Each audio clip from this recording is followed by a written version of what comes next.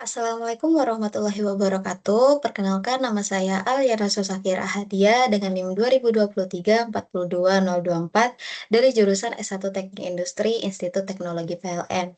Jadi pada video kali ini saya akan menjelaskan hasil ringkasan materi dari webinar yang dimana webinarnya sendiri berjudul Training ISO 9001 2015 Implementation.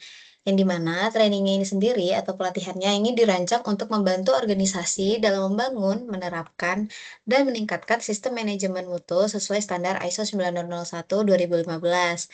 Nah, pesertanya akan memahami persyaratan utama, konsep risk-based thinking, pendekatan PDCA, dan juga cara mengembangkan proses bisnis agar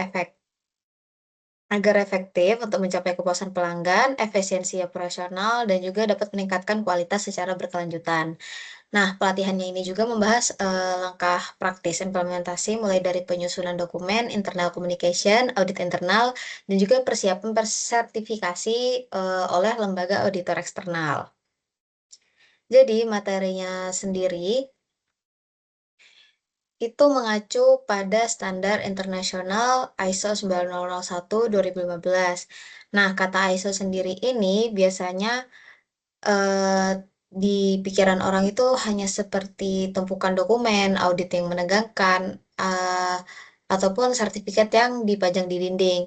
Nah, tapi di webinar ini itu lebih membedah bagaimana standar ISO ini dirancang untuk sebagai alat manajemen strategis yang fungsional untuk sebuah organisasi.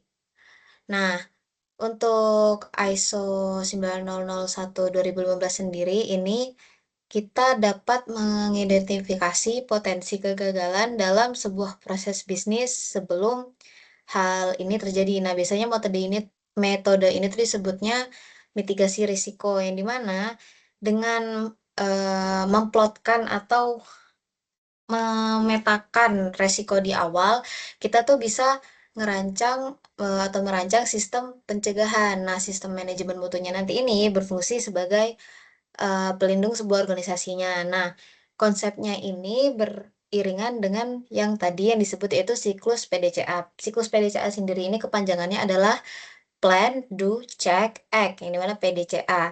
Nah, untuk roda penggerak mutunya plan itu kita merencanakan sasarannya, Do itu kita melakukan atau mengerjakannya sesuai rencana tadi, lalu Check itu kita pantau hasilnya sesuai pekerjaan kita sesuai rencana tadi. Nah, untuk Act itu artinya kita melakukan perbaikan jika ada kesalahan atau penyimpangan. Nah, siklusnya ini nggak boleh berhenti, dia harus berputar terus-menerus dalam setiap aktivitas atau sistem operasional sebuah perusahaan. Yang selanjutnya, kita membahas mengenai strategi implementasi dengan pendekatan proses atau proses approach. Nah, biasanya banyak kegagalan implementasi dari ISO ini karena perusahaan itu melihat departemen itu sebagai kotak-kotak yang berdiri sendiri. Jadi maksudnya departemen ini berdiri sendiri-sendiri. Nah, kayak marketing jalan sendiri, departemen produksi jalan sendiri, departemen gudang juga jalan sendiri. Nah, dengan standar ISO 9001-2015, kita nih melihat organisasi itu sebagai satu kesatuan atau departemennya itu sistemnya tuh saling terhubung. Nah, outputnya itu kayak dari satu departemen lain dan akan jadi input untuk departemen lain. Nah, eh, setiap klausal standar yang kompleks gitu, kita harus menerjemahkannya ke prosedur kerja sehari-hari. Nah, prosedur itu dibuat untuk memudahkan pekerjaan tim atau departemen di lapangan. Untuk aspek teknisnya sendiri itu ada dokumentasi dan juga komunikasi. Nah,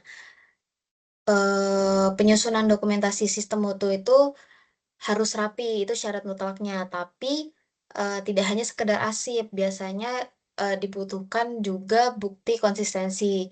Nah, jika dokumentasinya ini nggak sistematis, kita nggak punya data untuk dianalisis.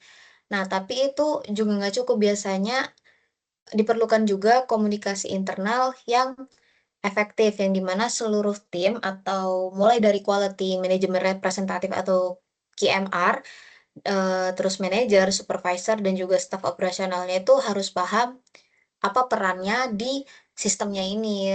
Jadi setiap orangnya ini harus tahu prosedur mana yang wajib diikuti dan formulir atau pekerjaan apa yang harus mereka isi. Nah, terus bagaimana caranya agar si sistemnya tadi ini berhasil? Nah, caranya inilah di mana peran, audit internal dan juga manajemen